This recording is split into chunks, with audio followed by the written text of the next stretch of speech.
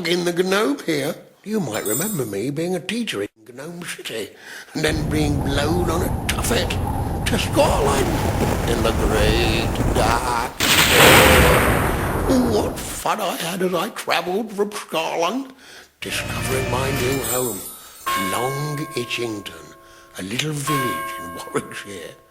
Now, Long Itchington is spelled with the same letters as my name, so I thought, this is meant to be my home. I stayed and I settled here, and in my first story, I tell of how the animals and the birds and the creatures and the ducks and me all helped to clear the village pond of the monster creatures. Anyway, life went on peacefully for a while. I was happy in my little mud house under the great oak tree by the pond. The village people got to know about my magic and my good deeds, and I helped them where I could. I also had a supply of cream cakes and jolly good cheer to drink. Ooh. Anyway, over time I began to dream of flying away with the birds, with the wasps and the bees. And each year the birds around the pond flew off to faraway places. Oh, I missed them, and I so wanted to be with them on their adventures. I tried all sorts of ways of getting off the ground and flying, but it was no good. All I could do was bump and bang me torn off my head. Ooh. I dreamed of taking off into the skies and through the clouds, but it seemed that gnomes were just not built to fly. Then, one night, I heard a strange noise outside my door. What was this? A dragon knocking on my door? Should I run away, or should I ask him in for tea? I know dragons are fierce and they breathe fire, but this one wasn't. He was shy and gnome-sized. The dragon told me he was Denzel, and he was a dream dragon, and his job was to make people's dreams come true. Hello, I'm Denzel. I'm a dream dragon. I am. Really, I am. I can fly you up to the stars and back again. Don't be afraid, I am a dragon. But I'm alright, me, I am. Really, I am. I don't do fiercely. I like a quiet life, really. So close your eyes. Tonight we'll fly into the dream sky, floating sleep tight up there so high above your sky. See your dreams fly, watch them float by.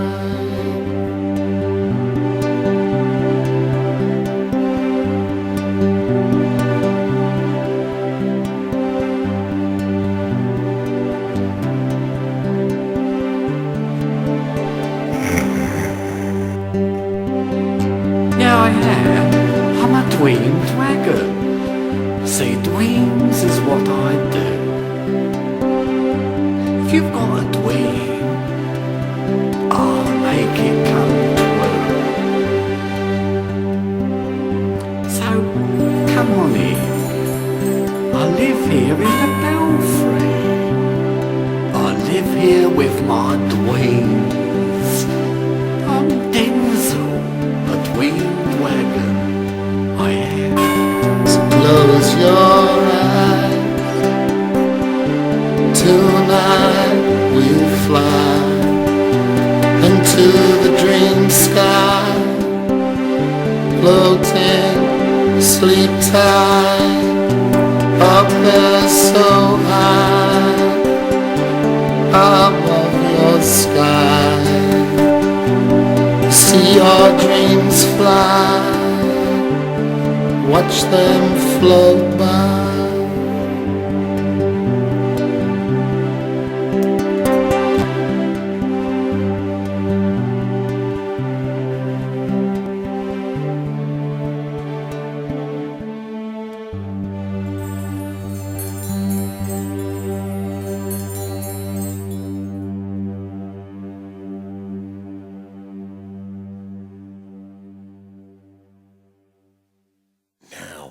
Denzil knew that I had dreamed of flying, and from his home in the church belfry he'd seen a wood yard with just the stuff for building a flying machine.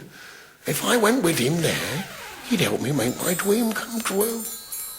Well, soon Denzil and me were getting bits of leftover wood and nails, bits of string and other useful things, and with me no magic and me carpentry skills, I'd soon built a magnificent flying machine. It had a wizard gnome hat nose, wheels for landing, and a great big propeller. I even managed to build on a seat to carry a passenger. Well, you never know. I proudly showed it off to all my friends all around the pond. The only thing was, I couldn't fly. How would I start to find my way around the skies with all them winds and them thermals? Well, me new chum Denzil said, not to worry. Learning to fly was all part of making my dream come true. And that as he could fly, he'd show me what to do, and he'd teach me. Well, what o' me old chum? What fun we had! A new chum and learning to fly made an old gnome heart leap up and down with delight. We took off together. We raced through the countryside, all the way to the mountains and home again for tea. Oh, what fun it was! Oh, man, this is good! Oh, my goodness, look! Down on the river over the forest! What the devil is coming at me? Oh, no, no way! No way! I can't go with you now! Oh, I'm a bit better. Ah, yes, oh, get the glasses on. Feel the wind in my beard and off we go. Skywalker! Oh, lovely! Lovely! Yes, oh, yes, that's freaking wonderful. Good chap. Oh, no! Oh, my goodness me! We're whooping the looping and screaming the doodle. Oh, no! We're going to hit the foliage, the green forest.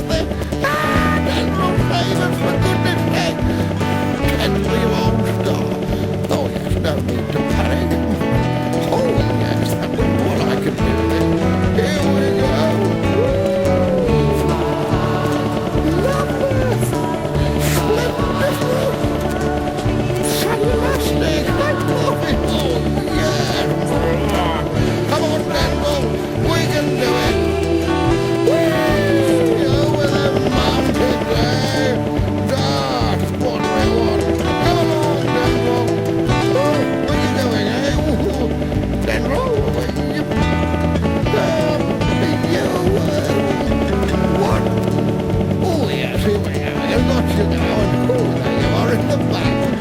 Yes, we're off we go. They were that thingy again. Oh, get up my nose now. Oh, it's in my eyes. Get up my hat. Oh, where's it gone down my bridges? Oh, Denzil, here we go. Yes, I love it. Very nice. Denzil, where have you gone, Denzil? Yeah, Denzil, don't leave me on the floor now. Denzil, there you are, you old devil, you. Down into the ravines, up the old floundy side, and off we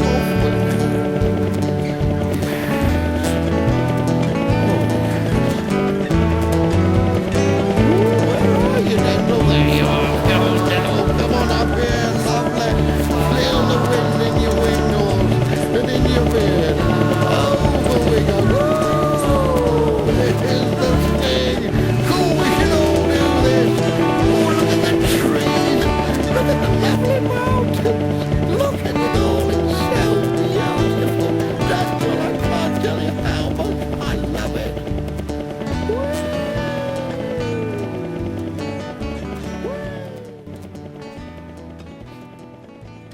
Well, life went on peacefully in Long Hitchington.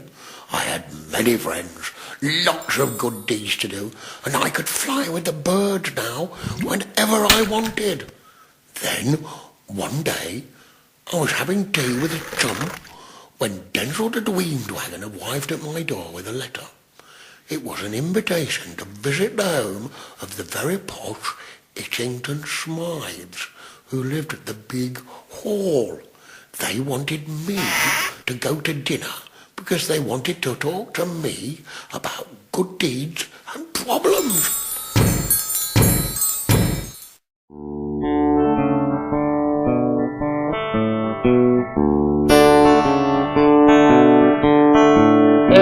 We're posh people. We're the Itchington Spies. This is Major Farquhar and his lovely lady wife. We've a butler in the parlour and a maid beneath the stair, because we're really rather posh and hoity-toity. Yes. Well, really rather posh and hoity-toity. I say, Harold, do give Lady Farquhar some of the quail's eggs. They're particularly good, you know. Do say you will dine with us. I'll have Harold send a car. We've loads of lobster thermidor, heaps of caviar. Our cellar is the envy of the county, so I'm told. We're very, very posh and hoity-toity. Yes, we're very, very posh and hoity-toity.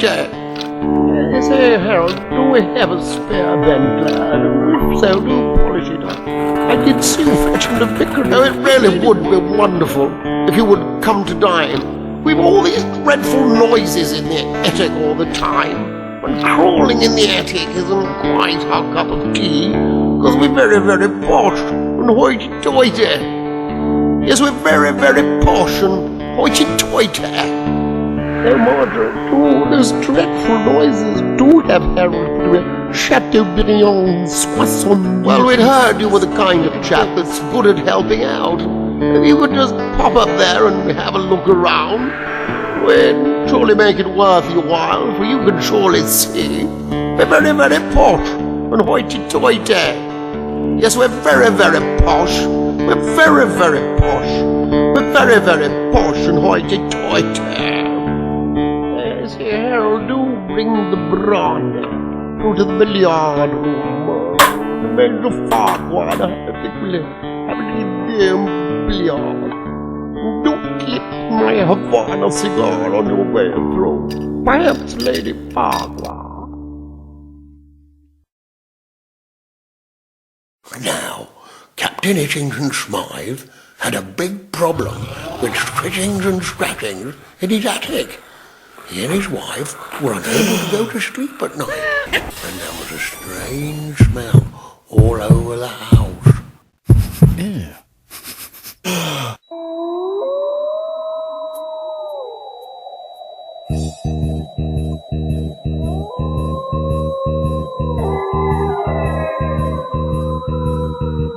When the sun is going down, and the bats and moths abound, and the safety of the light has gone, there's nowhere you can hide, for the dark is on my side. Grisbard is looking for some fun.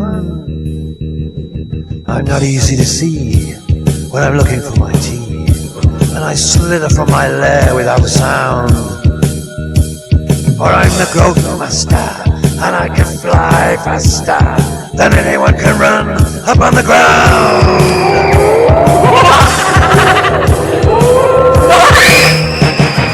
Grisbard is coming, howling at the moon. It won't be long before you hear the screams. If I hear your heart a-thudding, I'll turn you to black pudding if you come too close to Barton in the beams. Grisbard is coming, howling at the moon. It won't be long before you hear the scream. If I hear your heart a-thudding, I'll turn you to black pudding if you come too close to Barton in the beam. Grisbard is coming. Grisbard is coming. Grisbard is coming.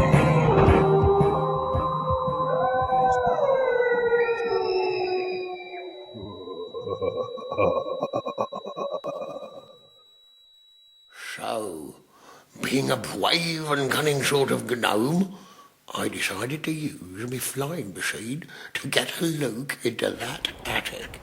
And together with me old chum Denzel, we set off. Ooh, what a smell! Something like pongy poo and stinky birdie twoppings.